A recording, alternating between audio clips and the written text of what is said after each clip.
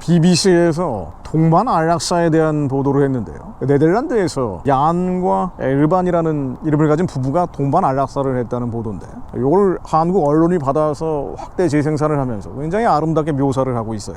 유치원 때 만나서 한 명은 71세, 한 명은 70세로 함께 죽음을 선택했다는 얘기입니다. 남편은 2003년도에 허리 통증으로 회복할 수 없는 상태가 됐고 진통제로 살았다는 거예요.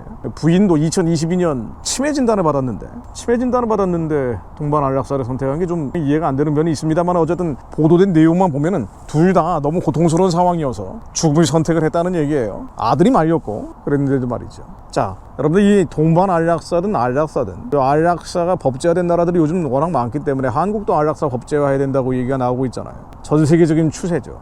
여러 가지 헷갈리는 면들이 있을 수 있습니다만은, 왜 그러냐면은 너무나 많은 사연들이 있기 때문이겠죠. 오죽하면 안락사, 심지어 동반 안락사를 선택하겠냐 말이에요. 얼마나 고통스러웠으면 견딜 수 없는 고통이 있었기 때문에, 육체에 가해지는 고통이 너무 컸기 때문에 그 선택을 한 거 아니겠습니까? 그러다 보니까 야, 이거 법제화해야 되는 거 아니냐, 고령화 시대, 초고령화 시대가 되고 있는데 이런 얘기들이 나오고 있는데요. 그럼에도 불구하고 성경에서는 안락사를 금지하고 있죠. 이걸 법제화해서는 안 되는 겁니다. 왜 그러냐면요, 생과 사는 인간의 영역이 아니에요. 하나님의 영역입니다. 하나님이 생과 사를 결정하시고 인간이 스스로 죽음을 선택한다면 그 자살을 포함해서 안락사, 동반 안락사 다 마찬가지죠. 이건 성경적이지 않은 겁니다. 하나님의 영역으로 월권을 하는 겁니다. 그 상황이 아무리 고통스럽고 사연이 아무리 깊은 이야기들이 있다고 해도 마찬가지입니다. 예수님도 십자가에 달리실 때 쓸개 탄 포도주를 먹이려고 하죠. 이 쓸개 탄 포도주가 마비시키는, 십자가에 달리기 전에 너무 고통스러우니까 이 마비시키는 일종의 환각, 진통 효과가 있다는 거예요. 예수님이 거절하시죠. 거부하십니다.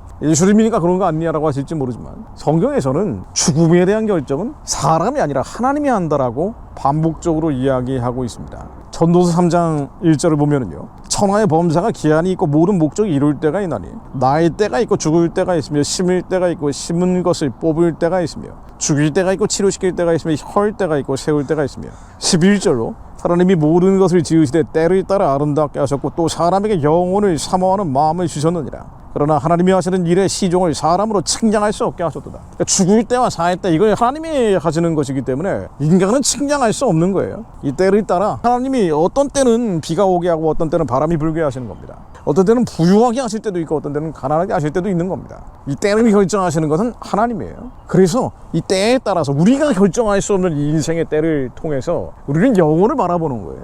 영원한 것들을 생각할 수밖에 없게 되는 겁니다. 하나님의 영역이기 때문입니다. 욥기를 보면은 더 자세한 얘기들이 나오죠. 욥기 1장 21절 보면은요, 가로되 내가 모태에서 적신이 낳았사온즉 또한 적신이 그리로 돌아갈지니라. 주신 자도 여호와시요 취하신 자도 여호와시니 여호와 이름이 찬송을 받으실지어다 하고, 이 모든 일에 범죄하지 아니하고 하나님을 향하여 어리석게 원망하지 아니하더라. 범죄하는 것, 원망하는 것, 너무나 큰 고통으로, 육신의 병으로 심각한 고통 상태가 된 거예요. 그런데도 주시는 분이 하나님이시고 가져가시는 분도 하나님이시다. 범죄하지 않았죠. 원망하지 않았습니다. 모든 걸 받아들이는 거예요. 그래서 영혼을 생각하게 되는 겁니다. 전도서에 나오는 말씀처럼 말이죠. 너무 고통스럽기 때문에 스스로 목숨을 끊는 것, 이것을 법으로 만드는 것, 이거는 월권입니다. 해서는 안 되는 일입니다. 욥기 12장 10절로 생물들의 혼과 인생들의 영이 다 그의 손에 있느니라. 하나님의 영역입니다. 하나님이 결정하실 부분들입니다. 만약 이 죽음에 대한 결정권을 인간이 주게 되면 경계선이 어디까지예요? 어떤 사람을 죽이고 어떤 사람을 죽이지 않을지 인간이 결정을 하게 되면 가장 취약한 사람들, 노약자라든가 특히나 태아들, 그야말로 죽음에 노출될 수밖에 없죠. 인간에 의해서 타락한 이성과 부패한 지성으로 온갖 교묘한 논리에 의해서 악용될 수밖에 없는 게 바로 안락사 법제화입니다. 이건 역시 마지막으로 가는 현상이라고 봐야 되겠죠. 불법이 성하는데 하나님께 대적하는, 성경에서 하지 말라고 하는 것들, 젠더 문제와 함께 불법이 성하고 있는 대표적인 사례가 바로 이 안락사의 법제화입니다. 여러분, 또 사형제도하고 헷갈리시는 분들 계실지 모르는데요, 사형제도는 제가 나중에 말씀을 드릴게요. 사형제도는 신약에서건 구약에서건 허용하고 있죠. 예수님도 사형제도에 의해서 돌아가시고 부활하시고 승천하신 분 아닙니까? 나중에 바울도 이런 얘기를 하죠. 사도행전 25장 11절로 만일 내가 불의를 행하여 무슨 사죄를 범하였으면 죽기를 사양치 아니할 것이나 만일 이 사람들의 나를 송사하는 것이 다 사실이 아니면 누구든지 나를 그들에게 내어줄 수 없었나이다. 제도에 의한, 법에 의한 죽음, 사형제도를 인정하고 있습니다. 이 사형제도는 또 논란이 되는 게 많이 있기 때문에 나중에 한번 자세히 이야기해 보도록 하고요. 안락사를 법제화하는 것, 이것은 성경적으로 옳지 않습니다. 안락사를 법제화하고 있는 수많은 나라들, 주로 유럽에 있는 나라들이 하고 있는 이런 시도들, 기독교, 교회 힘이 약해지기 때문에 복음이 쇠락하고 있기 때문에 나타나는 불법이 흥왕한 대표적인 현상입니다. 한국이 교회가 지켜지고 성도들이 믿음을 보존시키기 위해서는 하나님이 하지 말라고 하는 것들, 우리가 저주받을 일들을 하지 않는 대한민국이 되기를 원합니다.